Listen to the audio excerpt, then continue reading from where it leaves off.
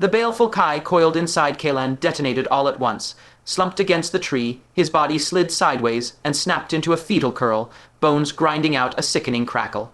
Capillaries tore across his face blood, webs spread from his eye corners down his neck, sweat plastered his shredded clothes to his skin.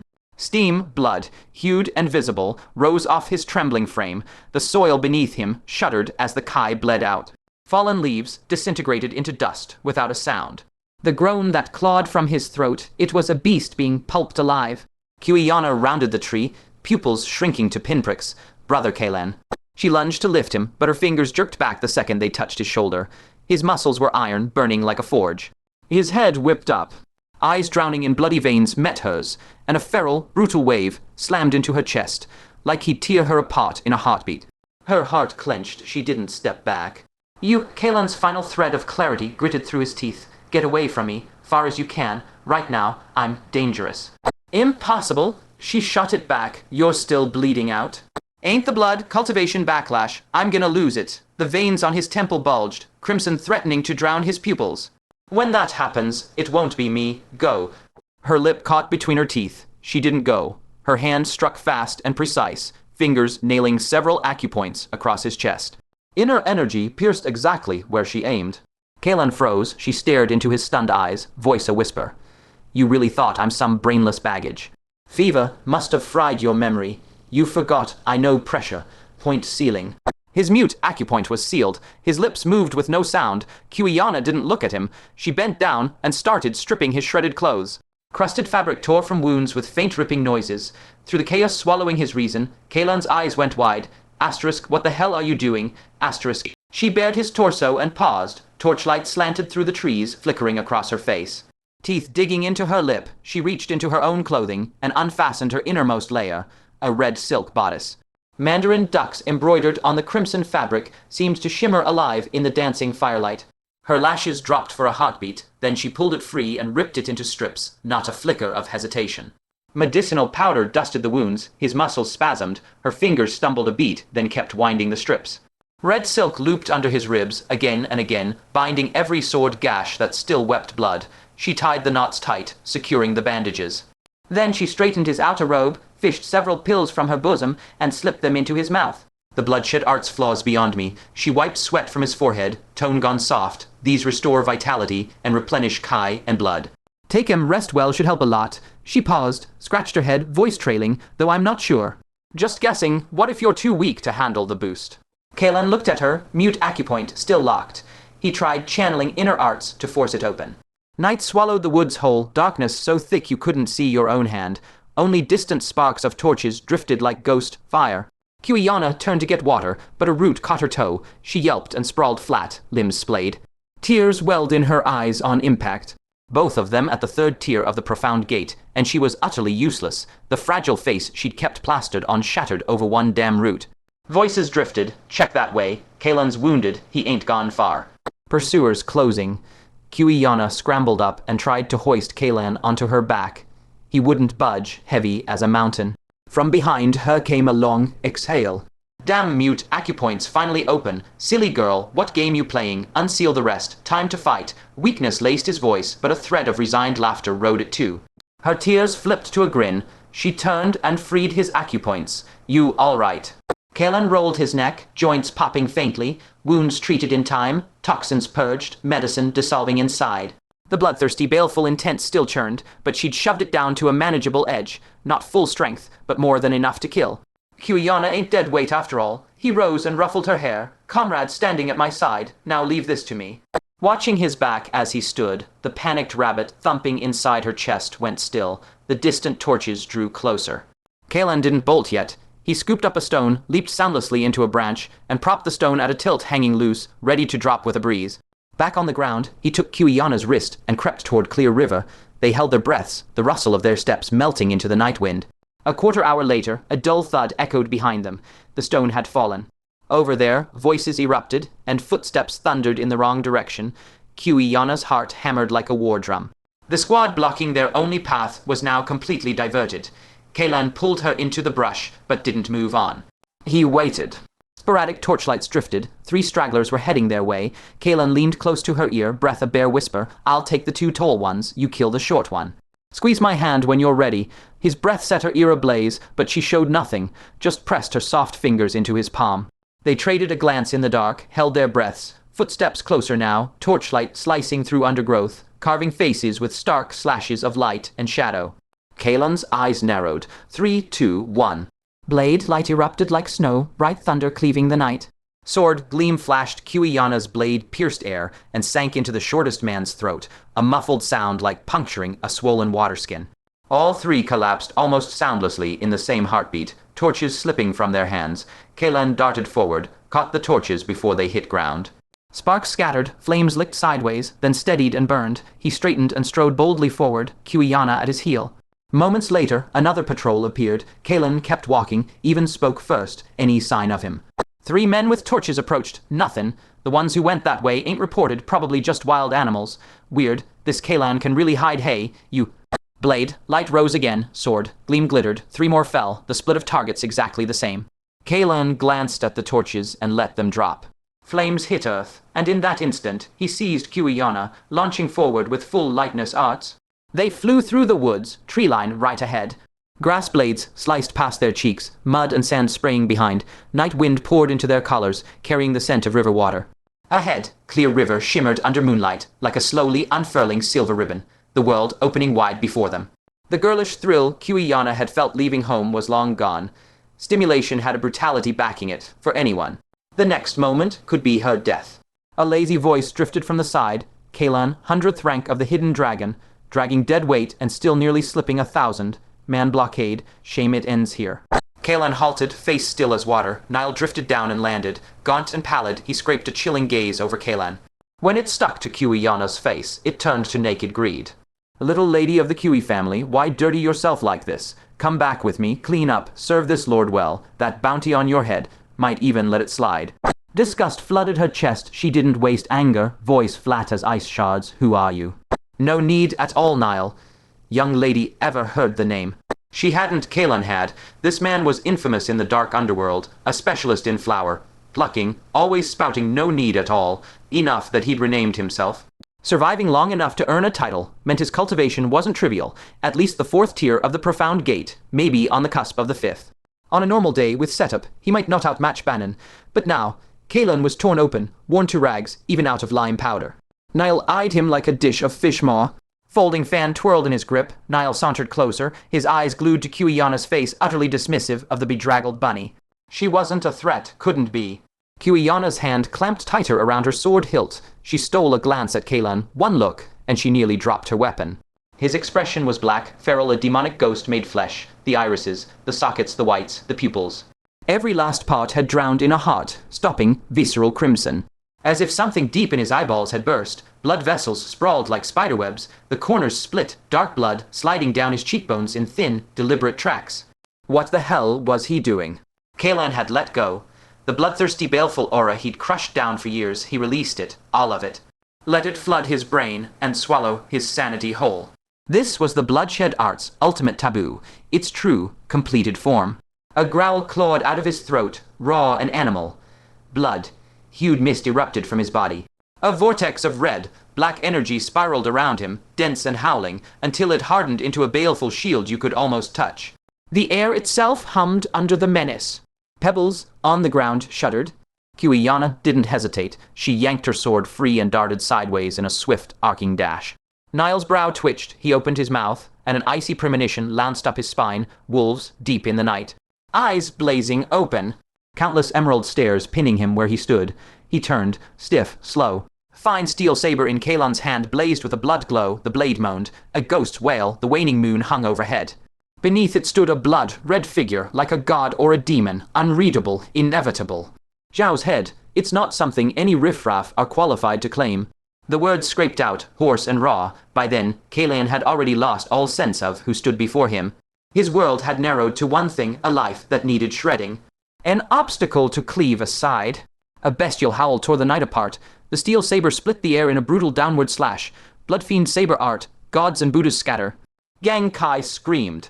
Sand and stones whipped into a frenzy. Shockwaves sheared the air into visible ripples. The blade's hum fused with a soul, gripping shriek. A demon god swinging his weapon to butcher the heavens' pantheon. The terror didn't creep in, it flooded. Ice water straight into the marrow. Nihil's pupils constricted to pinpricks. His first instinct wasn't to block, it was to run, but his feet were nailed to the dirt. His will had already shattered. A desperate parry, the folding fan caught the saber's side, tried to deflect it with sly, deft force. The instant metal touched metal, his hand buckled. The sheer might behind the blow was obscene. The blade shifted a single inch. Gritting his teeth, Nihil rotated the fan open, its edge slicing for Kaelan's wrist. Kaelan didn't even blink. The fan's ribs bit into flesh. Blood droplets flew. He felt nothing. The saber crashed down, relentless. Nihil hurled himself sideways in a wretched roll. His shoulder robes burst open. A line of blood geysered from the wound. He flipped over, looked up, and his soul tried to vacate his body. The blood on that steel saber was being drawn into the blade. Some eerie, humming pull. The crimson glow, once a surface sheen of baleful Kai, now seemed fused into the metal. The sword was drinking. Its hum exuded a demonic, joyous thrill. No blood god saber, this. Just common iron worth a few dozen taels of silver, but in Nihil's eyes it pulsed, it hungered. A demon blade, thirsting for 1,000 years. He knew it was an illusion. He couldn't stop himself. The thought endured a single heartbeat. Kaelan's second strike was already descending. Ego-less world. If the first blow was a demon god slaughtering Buddhas, this was the aftermath, the desolation, the annihilation of a world after all life had been carved away. Blood light swallowed everything, a red sky, a red earth. Corpses sprawled in every direction, rivers of blood carving their final paths. Nihil was the last living thing under heaven. A blood moon coalesced slowly overhead, divine punishment descending from the heavenly Tao to erase this one surplus life. Metal shrieked, the sound stabbed eardrums, sparks exploded in the darkness, illuminating Nihil's face, twisted and gaping. The folding fan spun from his grip and sailed away. His hand ripped open, blood streaming, he screamed, his body was hurled backward, every scrap of fight extinguished. One thought consumed him now, escape, but in that precise instant, an icy chill stabbed into his back. Then the searing, tearing agony of flesh splitting wide. A sword tip burst through his chest from behind. The blade scraped along his spine with a tooth, gritting grind. Blood gushed along the steel, drenching the small, grimy hand clutching the hilt. Cui Yana had run him through, her wrist steady as stone. Her dirt's mirrored face held not a flicker of childishness, only the solitary, ruthless resolve burning in her stare. Nihil turned his head, a stunned slow-motion arc. His throat made choked, rasping sounds. Shock froze in his gaze. He saw the little white rabbit, the one he'd so completely ignored. Regret had barely surfaced when a beastly roar detonated behind him. The steel saber whistled through the night air, tracing a cold and final arc. Kaelan's blade chopped down on Nihil's neck. The sound was sickening, a muffled crunch of bone and flesh giving way. The head rocketed skyward. Neck blood erupted like a scalding fountain, catching the moonlight, splashing across half of Cui Yana's body. Through the crimson mist, she locked eyes with Kaelan. His pupils, stained even redder by the blood veil, churned with something savage and bloodthirsty beneath the brutality. His throat rasped like a wounded animal's. Cui Yana tightened her grip. She did not flee. If she fled, Kaelan would die. No question. She pulled in a slow, deliberate breath, raised her sword tip, stared straight into those blood-red eyes. I am at the third tier of the profound gate. He's running on fumes. Stay calm, there's still a chance. Their locked gaze held a single heartbeat. It stretched into an eternity. Kaelan raised his blood-soaked blade once more. A sharp, ripping sound tore the night apart. A streak of silver sword, light, swift as lightning, speared straight for Kaelan's lateral neck. The blade wind howled, trailing a banshee's shriek. Kaelan whipped his saber, backhanded to parry. Saber met sword, blinding sparks showered into the dark. The metallic clash punched through the air. A massive, concussive force detonated against him. Kaelan grunted. Fresh blood sprayed from his mouth. His body was hurled backward, a snapped kite crashing through tree branches in an explosion of splintered wood. The silver-ranked assassin from Snowhawk Pavilion, the one who'd launched the flying sword, was also knocked airborne by the recoil. A flicker of surprise crossed his face. Cui Yana's heart slammed against her ribs, silver rank or above. 5th tier of the profound gate, maybe higher. This was the operative Snowhawk Pavilion had actually sent for Kaelan. She didn't waste a splinter of a second. She pivoted and bolted toward Kaelan's tumbling form, robes snapping in the wind. She swept the blood-soaked man into her arms horizontally, whirled, and sprinted across the moonlit ground. Forward, the direction Nihil came from, Kaelan's baleful Kai had scattered under the shock. A sliver of clarity surfaced in his eyes. His voice was weak, but it was calm. Cui Yana didn't question it. She raced ahead several dozen yards. There, a horse loitering in the moonlight, reins hanging loose. She took a flying leap and landed steady on its back, twisting to shield Kaelan behind her. Haya, one hand wrenched the reins, the other gripped her sword. The horse's mane exploded in the wind. Hooves tore through the shallow grass. The drumming beat urgent as a war charge. Behind them, the whoosh of robes drew closer. The assassin's form was already blurring into moonlit after images. Kaelan leaned against her slender shoulder, bloodied hand lifting his longbow in a slow, stubborn arc. A weak smile clung to his lips. It didn't waver. In the distance, at the tips of willow branches, Xylia stood poised beneath the moon. The evening breeze stirred her silken hair. A few loose strands brushed against her lip. She was biting it hard. Her right hand clenched around a willow twig, tightened until green sap burst out. Shredded fragments drifted from between her fingers. Her eyes tracked the two riders on a single horse. Bitterness and killing intent twisted together in her chest. Someone beside her murmured, "Holy maiden, shall we make a move?" Xylia's face stayed empty. Her voice came out thin and flat. "What, did we travel 1,000 lie to wipe the blood god cult's backside?" "We're just here to watch." Her tone was as faint as the moonlight itself. Internal affairs of the Cui family, internal affairs of the blood god cult. What do they have to do with us? Silence fell across the group. Finally, an old man nearby snorted, bullying the wounded. What kind of heroes are they? A mere traitor at the 3rd tier of the profound gate, and they still need us to step in and kill him. Utterly shameless trash, the lot of them. Heads nodded, the azure dragon and white tiger protectors of the Four Symbols sect, the elder of the mortal chart. None of them would stoop to kicking a man when he was down. Even less would they accept such a lowly bounty. Sighs rippled through the crowd. "Let's go. If Aelian arrives, it'll only be trouble." Xylia spoke, her voice cold as frost. "Traitors have their own way of dying. We leave." The words squeezed through clenched teeth. The hatred laced inside them was unmistakable. The crowd exhaled in relief. The holy maiden still had her priorities straight. Hoofbeats faded into the distance. Dust swirled in their wake. The holy maiden's heart churned only two thoughts, playing innocent, yet so free with her hands on a man. "Brother Zhao, just you wait." The steed thundered on. Kaelan glanced back, and his pupils snapped tight. Shade skimmed the grass, chasing the wind, closing the gap. The assassin's movement was quicker than a galloping horse. 5th tier of the profound gate, he'd already brushed the edge of the 5 absolutes. A sliver of memory flashed. A lamp chasing a horse, cheers in Xianyong. Kaelan's mouth twisted into a strange arc. Xylia, pinned against a wall and bitten, her jade rabbits kneaded under his hands. She belonged to this level. And he himself barely scraped the Quanjin. 7. He dragged in a breath. Zerak's inner energy flooded his limbs, coaxing a sliver of strength from his torn, battered body. He lifted his bow, its arm scarred with old marks. His thumb brushed the string groove, 5 arrows left in the quiver. He plucked one and twisted his body hard. The wound beneath his ribs tore open, fresh blood seeping through the bandages. The bowstring bit into his fingers, carving deep grooves. His arm shook uncontrollably, but the arrowhead locked dead on Shade. Twang, the arrow tore through the air, its keen shriek ripping the wind. The assassin swung his blade, deflecting with a sharp clang, but his momentum stalled. The galloping horse seized the gap, widening the distance by another 10 zhang. A strange light flickered in the assassin's eyes. Wounded to this degree, utterly spent, yet the aim held true. "But how many arrows do you have left?" He resumed the chase. Within 100 paces, another flash of cold steel streaked toward his face. Prepared this time, he parried, sparks scattering. 4 or 5 rounds passed, and the outline of Weixian's walls already loomed. The assassin's heart sank. The Cui family's influence radiated this far. The river, crossing battle, must have alerted their reinforcements. Linger, and he'd be encircled.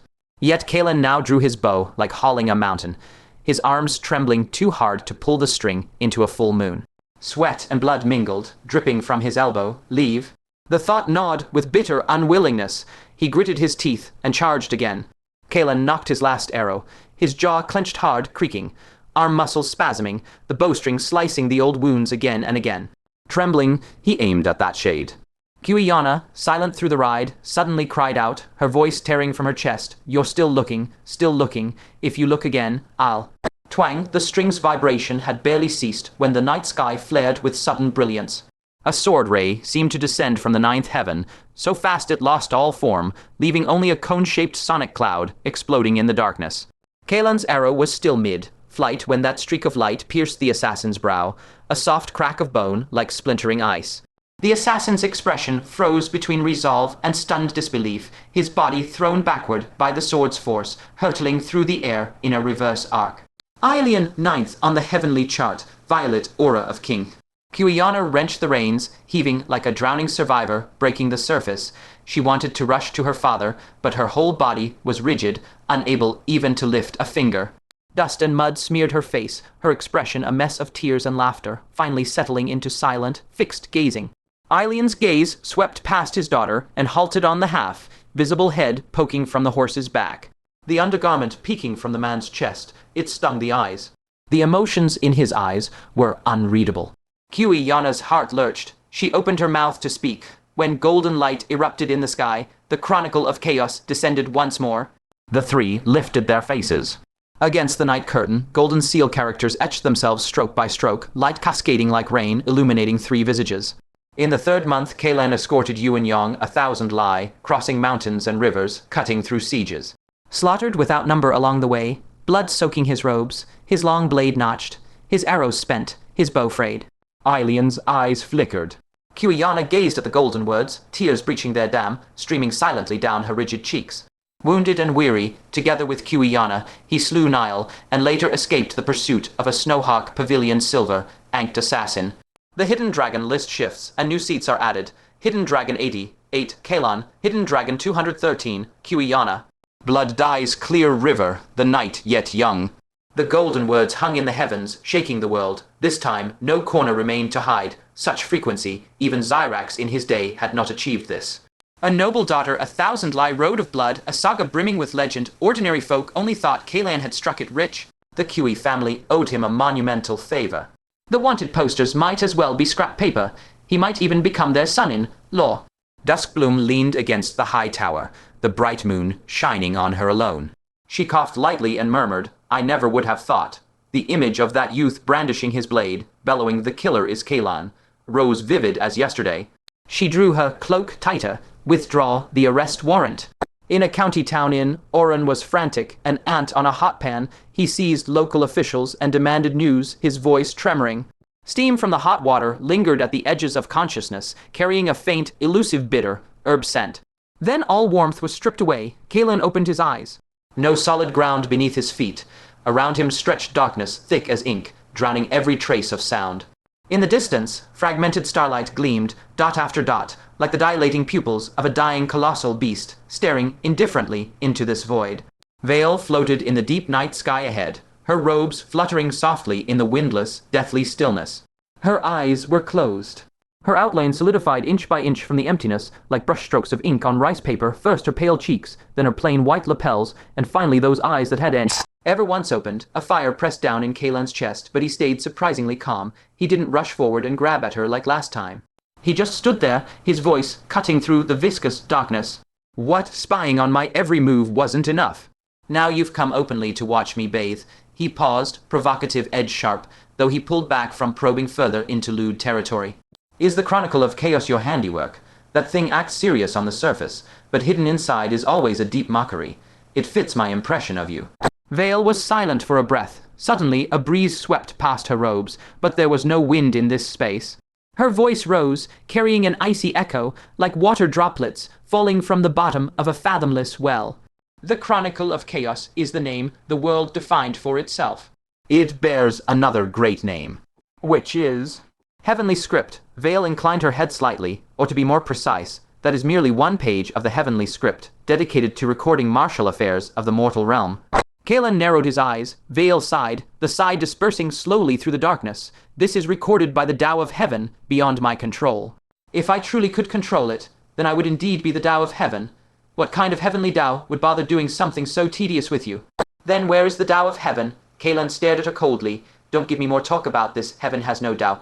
Before the words fell, the space shuddered violently, as if some formless, muffled thunder rolled from the deepest reaches of the void. The whole darkness quaked fiercely. The fragmented starlight flared and dimmed hard, contracting like startled pupils. "The Tao of Heaven is dead."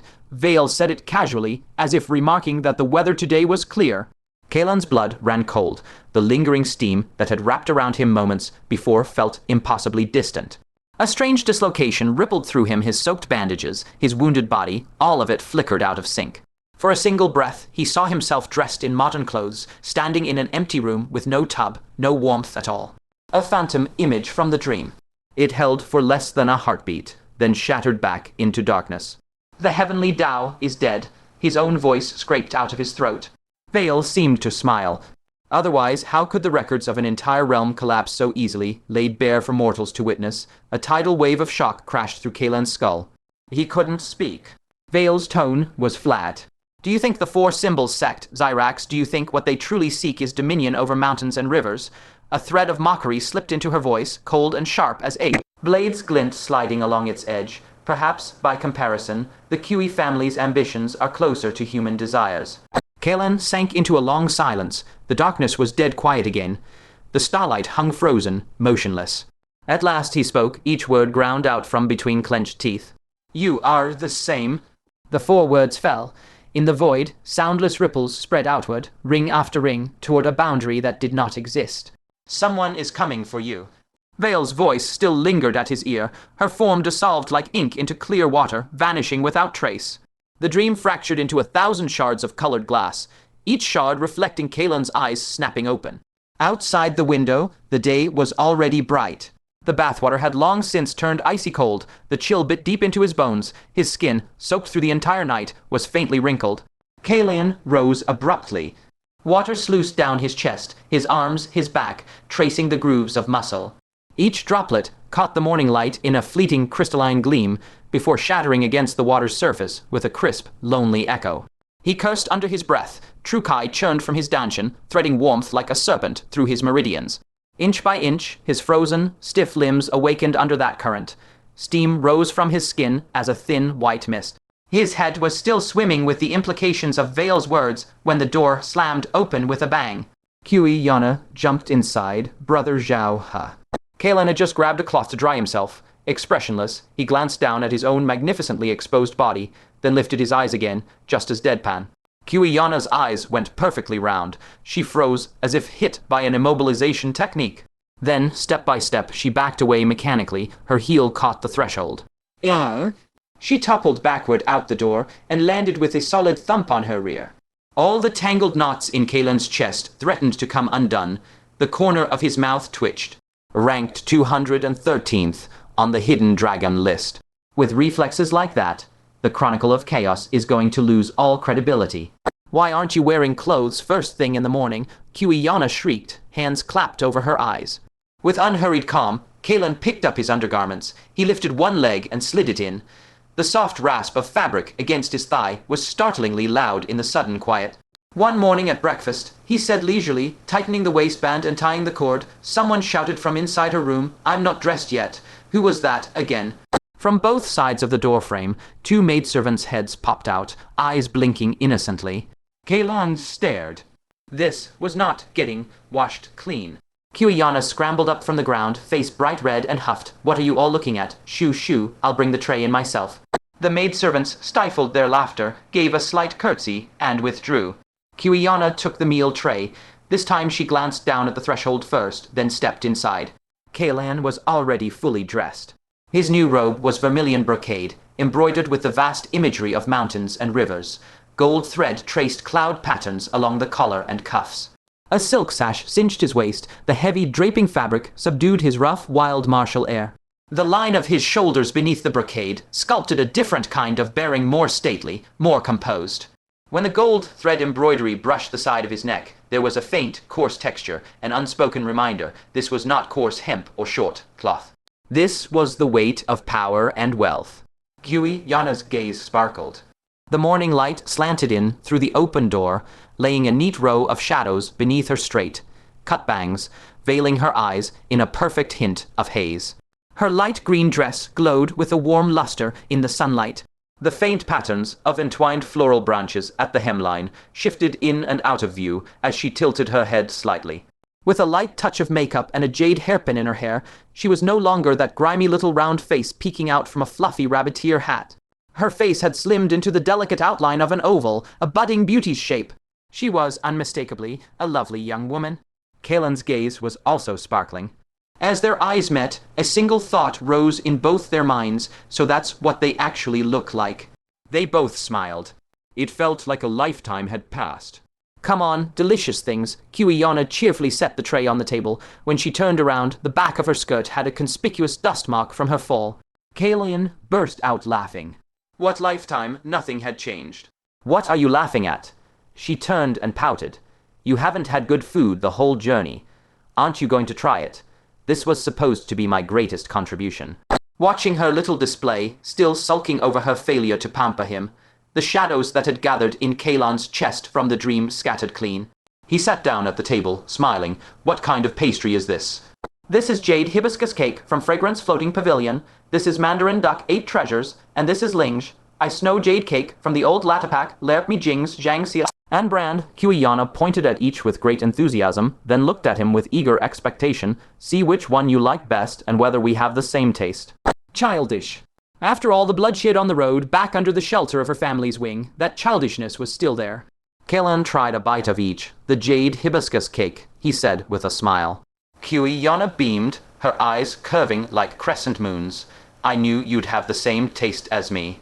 Kaelan smiled and said nothing, because that was the first one you introduced. He drank fresh milk and ate the delicate pastries, the brocade sash snug around his waist. His gaze wandered out the window to the courtyard, where the sunlight was just right.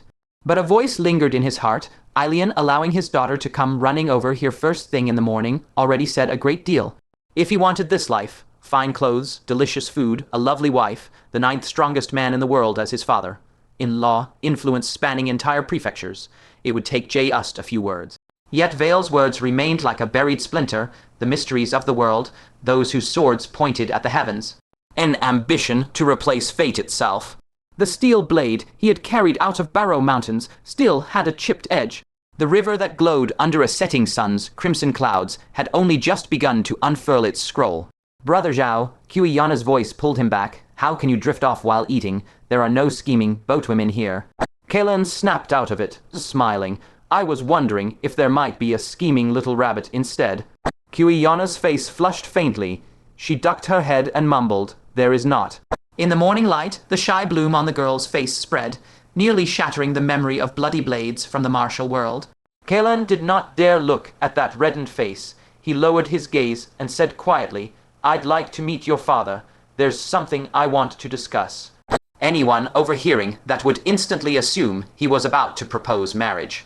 But the rosy glow on Cui Yana's cheeks slowly receded, her large eyes fixed on Kaelan without blinking. If Brother Zhao, with his forthright courage, were going to propose, why would he lower his head and speak so softly?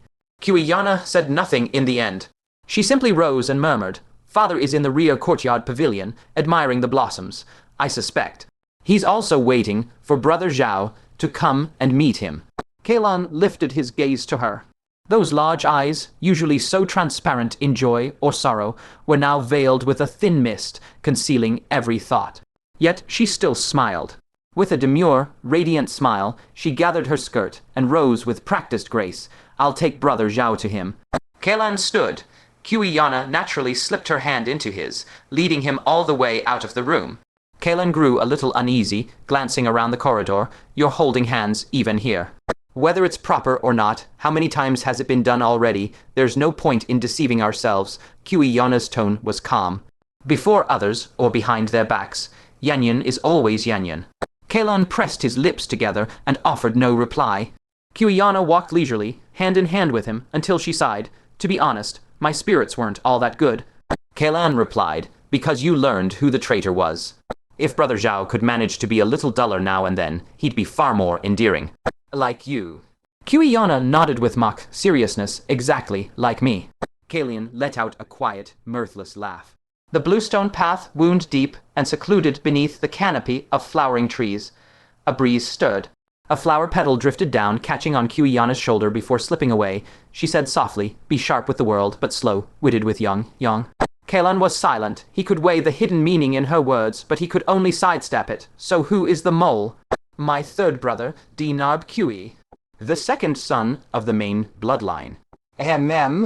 Kaelan fell silent, a brother born of the same father and mother, scheming to take the life of his own peace-loving sister only to frame Oren for failing to protect her.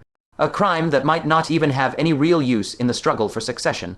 No wonder the Cui family's initial response had been so sluggish. Without a highly placed mole pulling strings, such coordination was impossible. He opened his mouth, wanting to ask what would be done. It felt superfluous. Cui Yana spoke first. Father has him imprisoned, but has yet to decide his fate. Mother weeps constantly at home, insisting it must be a mistake, that someone framed him.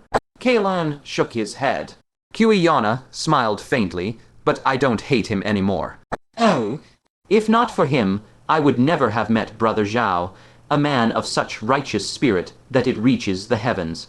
Kaelan's lips moved. No words came. Cui Yana's voice softened, as if she were talking to herself. Do you know, I regretted it deeply before. Regretted what? She didn't pick the first path. She'd go with him to the Jiangnan riverlands and the Mobai deserts. The rest of her words broke apart in the breeze, a ghost of a whisper. Perhaps there will never be another chance. Kaelan didn't need to hear it. That opening alone stripped her heart naked. He pressed his lips together, felt the tension in his jaw. Cui Yana stopped. Here we are. He lifted his eyes. Ahead, the garden sprawled in violent color, a bluestone path winding under tangled blooms until it vanished into shadow, its destination unknowable. Cui Yana didn't enter. She stood with the hem of her skirt stirring, head lowered, her voice touched with a shy demureness. The words you will speak, I fear it would be improper for me to overhear. She turned and walked away. At the corner of the covered walkway, she paused and looked back. Light shattered through the carved eaves, flickering across her eyes, an expression caught between playful reproach and a longing she couldn't hide. Kaelan's breath snagged. The pale green skirt swirled once, then disappeared beyond the corridor. He remained there a long moment, then silently turned and stepped into the garden. Deep among the flowering trees, water chattered over stones. A curved eave rose from the greenery. A pavilion stood quiet, and inside, a man sat alone, gazing at the water. Kaelan climbed up. Within the pavilion, a table held a flagon of wine. No attendants stood by. Ailian didn't turn. His voice came flat. Sit. I've heard you enjoy a drink. Help yourself. Kaelan didn't sit. He walked to the edge and stood shoulder to shoulder with Ailian. Pool's water was so clear it held both their reflections, and between those silent images, a single flower petal spiraled down, kissed the surface, and sent fine ripples out. Ailian turned his head, his gaze catching on the scar carved into Kaelan's face. What standing do you claim to stand shoulder to shoulder with me? My daughter's savior. A son-in-law or a prince. His tone was a blade drawn slow. Kaelan's voice stayed easy. A guest. When a guest visits, the host doesn't turn his back and stare at water. The Cui family commands great renown. I merely stood here so no one could accuse our honored elder of lacking courtesy. A trace of humor flickered in Ailian's eyes. He swept around with an unconstrained air and gestured elegantly toward the table. I have matters weighing on my heart. I was careless in my manners. Honored guest, pray forgive me, and please, sit. Kaelan took the seat, and this time he lifted the flagon and poured wine for Ailian. The liquid slanted into the cup, scattering tiny droplets. The fragrance rose with the warmth. Ailian watched his hands with a sharp interest. You have studied the classics, learned the rites. Kaelan gave a simple hum. A scholar's temperament can't hide for long. The bookishness had worn away after years, rolling through bandit dens, but standing before a household like the Cui family, the marrow of his upbringing surfaced. To Ailian, it signaled something else.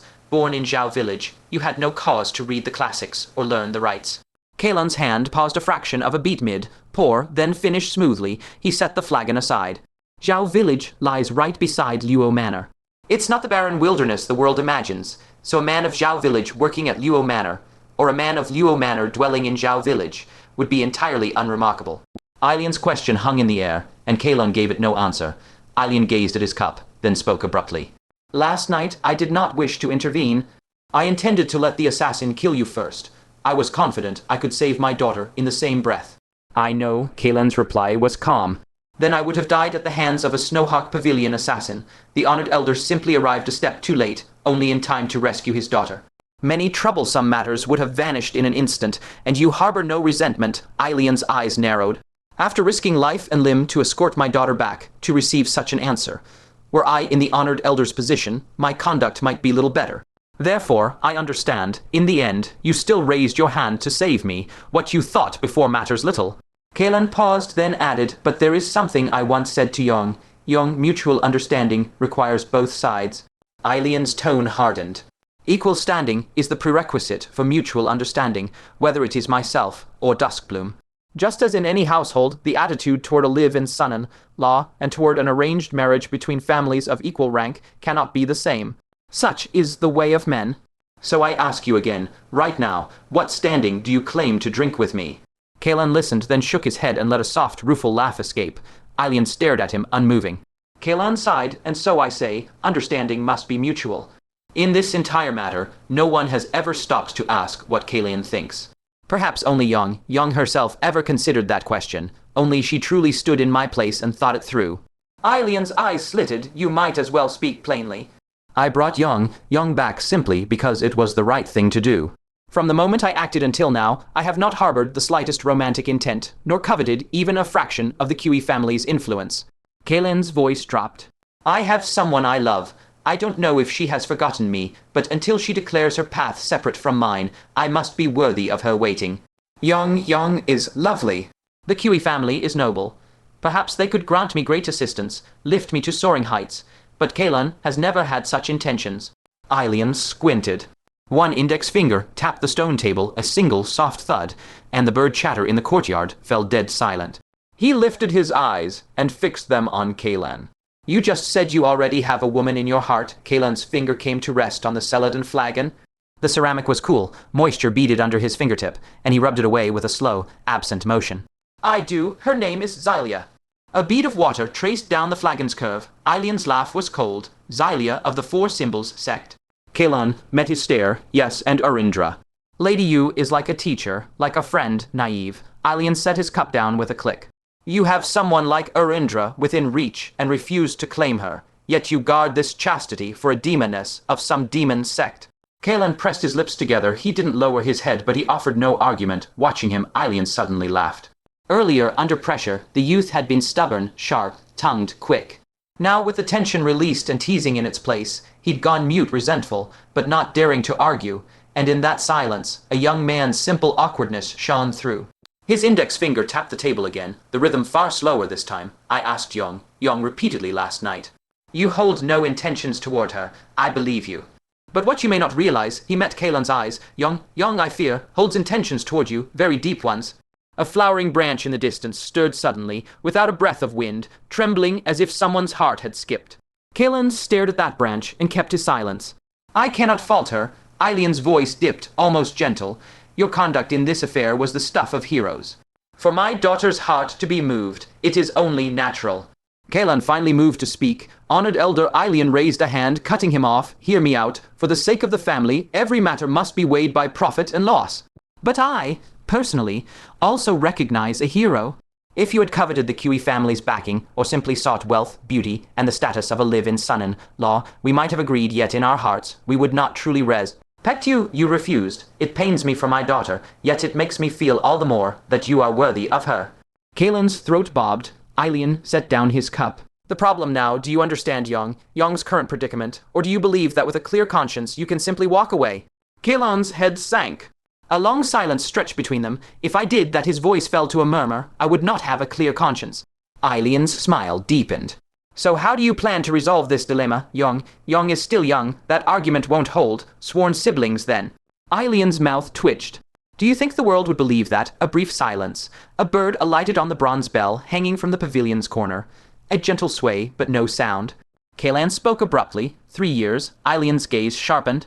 The Cui family can declare to the world that Kaelan, born of banditry, must ascend the mortal chart within 3 years to have the right to marry Young.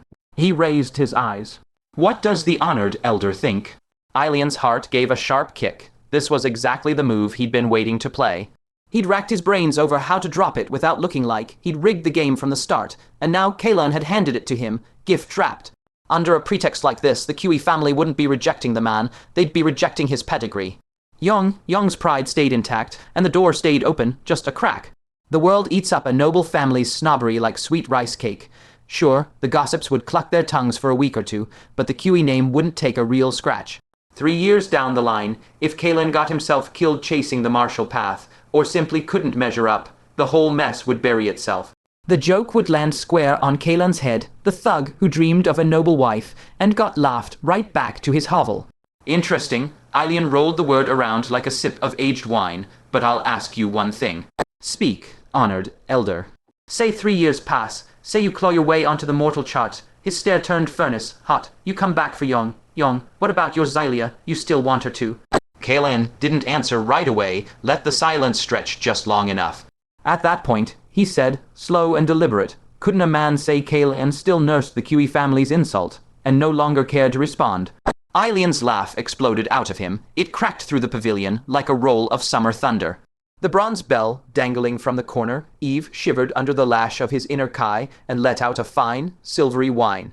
And if Yong still clings to her old feelings by then, you really think you'd have the guts to harden your heart? The laugh cut off clean.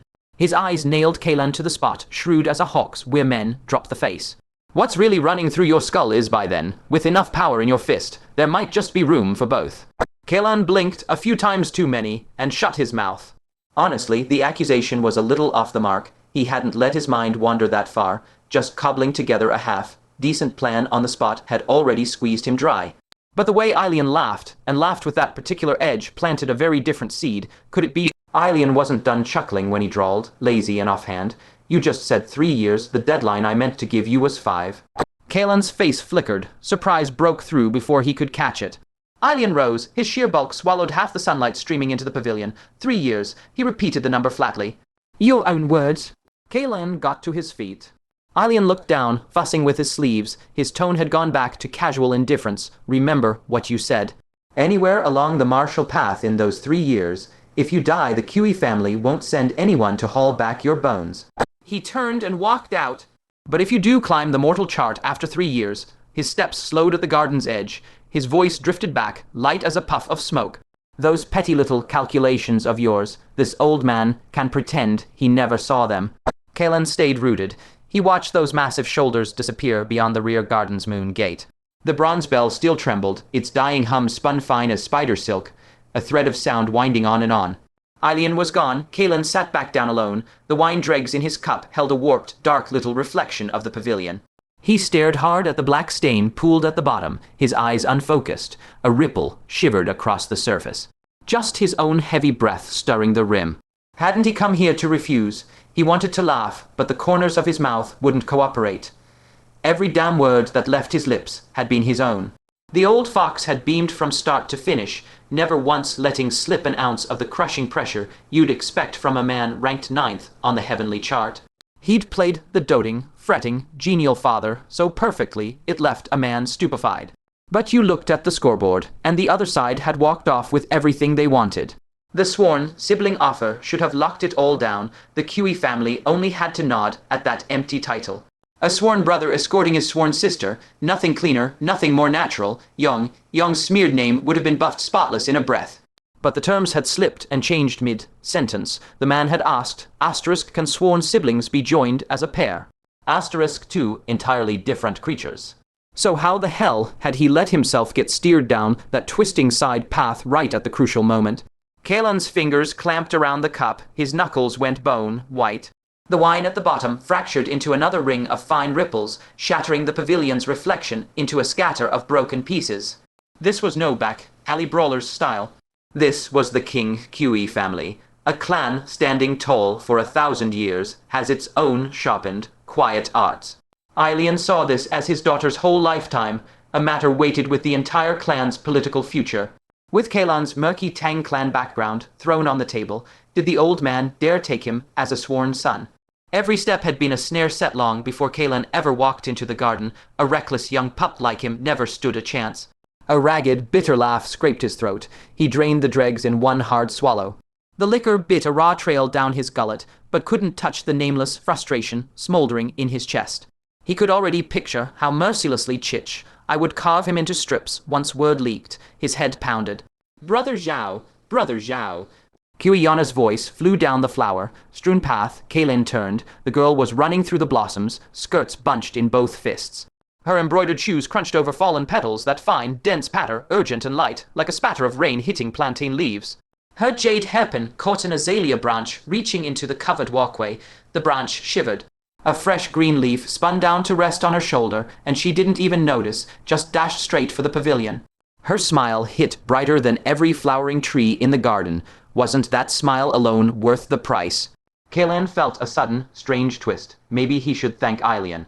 The old fox's touch had been sharp enough to keep this whole mess from turning into a blade. Brother Zhao. Cui Yana rushed into the pavilion and stopped short. She stood before him, chest rising and falling in shallow flutters. The whole pose of a girl aching to fling herself at him, but reining it in hard, her head dipping in shy embarrassment. A blush swept from her earlobes all the way down the pale column of her neck. My father said, he said. Kaelan reached out and rubbed the top of her head. The instant his palm met those fine, silky strands, her eyes squeezed shut and her shoulders pulled in, an almost invisible flinch. The instinctive shiver of being touched. Like a small creature, petted for the first time, startled and hungry for more. Whatever he said, Kaelan's voice gentled without his permission. At least I don't have to slip away at midnight now. I can stay on as a guest for a few days. Cui Yana stared down at her sash, worrying the fabric's edge between her fingertips. The cloth twisted and crimped under the pressure, her knuckles blanching. Under those neat bangs, her lashes trembled like wings about to open. In my father's eyes, she murmured, if after 3 years you can't meet those conditions, the whole matter can be neatly closed. She lifted her face and looked straight at him, rough her stray bangs, her gaze clear and bright. But I know, Brother Zhao's too stubborn. If he says it aloud, he means to do it. Not just give everyone a polite way out. Kaelan smiled. This isn't something I can pull off just by gritting my teeth. You're giving the mortal chart too little credit. Her head dropped even lower, her voice thinned to a mosquito's hum. I also want you to succeed. I think you can do it. Those words were the equivalent of asterisk, I want you to marry me asterisk. And they punched deeper than any bare confession ever could. Kaelan exhaled. Some place in his chest got knocked gently, then caved in with a sweet, raw ache.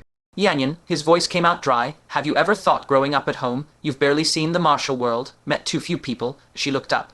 She didn't flush or duck away. Her eyes met his dead, on, limpid and rippling, a spring pool stirred by a passing wind. Is Brother Zhao about to tell me Yanyan doesn't really like him, that it's just a heat from sharing life and death? That someday I'll meet other fine men and understand what love really feels like? Kaelan froze. Last night, a whole swarm of people buzzed those exact words in my ears. My ears have calluses. She pursed her lips, but the corners twitched up in a sly little smile. I thought Brother Zhao was free and unrestrained. Who knew he'd sound just like the village gossips? Kaelan had nothing. In Brother Zhao's heart, Yanyan is still a child. She finally let go of her sash. The tips of her fingers were flushed red from clenching. She clasped her hands behind her back, tilted her chin up, and met his eyes squarely. But I will grow up. I'll make Brother Zhao like me. The soft glow in her eyes was scorching, the kind of heat that could truly melt an iron heart to water. A single silk thread, lingering and winding its way in, impossible to pick loose. Kaelan knew he was done. Impossible to pick loose. Whatever he'd felt before, it didn't matter now. He heard his own voice drift back from a long way off. Yanyan doesn't need to grow up. She froze. Brother Zhao already likes this Yanyan just as she is. Her smile broke open. The joy flaring in her brows and eyes shone so bright that the riot of flowers around them bled colorless in an instant. Delighted, she caught Kaelan's hand and pulled him deeper into the garden, her steps light, her shoes grinding fallen petals into the damp spring soil. Cui Yana watched a butterfly dart among the blossoms, her voice almost a murmur. Yanyan's seen no shortage of men. My father's on the heavenly chart. Uncles and elders sit on the earthly and mortal charts. My brother, barely 20 and already third on the dragon's tide. For generations, our houses have drawn every kind of hero. I thought all the heroes under heaven were like those. Kaelan broke in, a teasing lilt in his voice, never imagining that between heaven and earth, there's still a Zhao, dear. She turned, startled, blinked at him then, after a long beat, giggled, how shameless. He let out a short chuckle. She lifted a hand and scratched her cheek. Since Brother Zhao wants that line, you can have it. It's close enough. Hey, that sounded awfully half-hearted. I just meant to say. Cui Yana stopped mid-step, her eyes finding a butterfly resting on a petal instead of him. No matter how good those heroes are. No matter how crude and villainous Kaelan is, Yanyan stuck with you. She reached out, her fingertip brushing the butterfly's wing. It fluttered away, drifting off. And 3 years from now, if you can't fulfill it, her voice dropped, so soft it barely stirred the air. I'll elope with you. Her head bowed, chin almost touching her chest. Her fingers seized her sash, twisting until her knuckles went white. Beneath her bangs, lashes trembled, fast as butterfly wings. Her face blazed scarlet. Kaelan didn't answer right away. After a long pause, he reached out and rested his palm on top of her head. The heat of his hand seeped through her scalp. Her eyes closed of their own accord, and a faint shudder ran through her shoulders. Then she remembered her head snapped up. Oh, right, Brother Zhao. Father told me to tell you. He sets off today for Clear River. Kaelan blinked. The family wants me to bring you a thank you gift. Her eyes were still rimmed red, but a grin broke through. "Just you wait." Before she'd even finished, Cui Yana's patience evaporated. Grinning, she seized Kaelan's hand and tugged him toward her chambers. The flock of matrons and maids, trailing them, froze in horror. "Miss," one matron stepped in front, unable to hold herself back. "Young Master Kaelan cannot enter your boudoir." Another voice sliced in, sharp as a blade. Look at him opening his mouth and demanding money. A true scoundrel. Cui Yana whirled, planting her small body like a shield in front of Kaelan. Anger curved her lips into a smile. She dipped into her robe and pulled out a gold ingot, still warm from her skin, and smacked it into his palm. The metal was cool and solid, its edges biting into his skin. Her slender finger grazed his palm, leaving a ghostly tingle. Her voice rang out, clear as a bell. "If he wants money, I'll give him money. Who dares interfere?" She rose on tiptoe, pursing her lips toward his cheek. She was too short. With an indignant hop, her forehead met the firm stop of a large hand. Kaelan smiled gentle, taking advantage, are we? With a huff, Cui Yana twisted her head free from his palm, grabbed his hand, and pulled him forward. Ignore them. The matrons and maids stood frozen, mouths agape. After a few steps, Cui Yana slowed, her energy wilted. Kaelan looked down, a sigh escaping him. "Your chambers are no place for me. Our arrangement was to protect your reputation. Don't ruin it yourself." She pouted a deflated "oh," dropping from her lips. As her gaze lifted, it accidentally landed on Kaelan's waist. His old wine gourd, polished glossy by years of use, still wore road grit and sweat stains. He'd never part with it. But his blade, notched and chipped, had slipped his own notice. She pulled her gaze back, her voice brightening. "Come to the armory. Your blade's chipped, Brother Kaelan. I'll find you the finest one there." Kaelan smiled and fell in behind her. The armory was far more than a single room. They followed a long covered corridor, and a sprawling complex opened before them. Gray brick, black tile, the air heavy and chill. The mingled smell of metal and tung oil hung so thick it felt almost solid. Guards stood at every door, hands on sabers, backs rigid. The slanted sun sliced sharp, motionless shadows across the ground. Cui Yana ignored the hill. She yanked Kaelan into the rightmost building, shoving the door wide. "This one's all sabers." Kaelan stopped short, his eyes traveling past the eaves to the low hill beyond. There, a modest hole of solid copper sat. Under the thickening twilight, Copper Hall's surface shimmered with a pale, ghostly light. Intricate runes crawled over its body, stirring faintly in the dying sun, as if they drank the last drops of dusk. The chipped saber at his hip gave a low, rough hum like a beast scenting its own kind, tugged by something hidden. Kaelan pulled his gaze back, his voice dropping. "What's that over there?" Cui Yana's voice softened too. "On the hill, behind Copper Hall, is the ancestral shrine. Father's inside right now, interrogating someone. Copper Hall." She paused. "It guards our Cui family's greatest treasure, the Clearwater sword, along with a famed blade from His Majesty. They're kept together out of reverence." She turned, stepping into the armory, still muttering. "I can't pull anything from Copper Hall, but the best blades here are mine to pick. I'll find you the finest one, no question." Kaelan crossed the threshold after her, but his eyes flicked back, refusing to stay. Copper Hall crouched in the twilight, its runes pulsing like a half-lidded eye. His heartbeat faltered, matching that dim glow. Something deep in his gut told him something was brewing.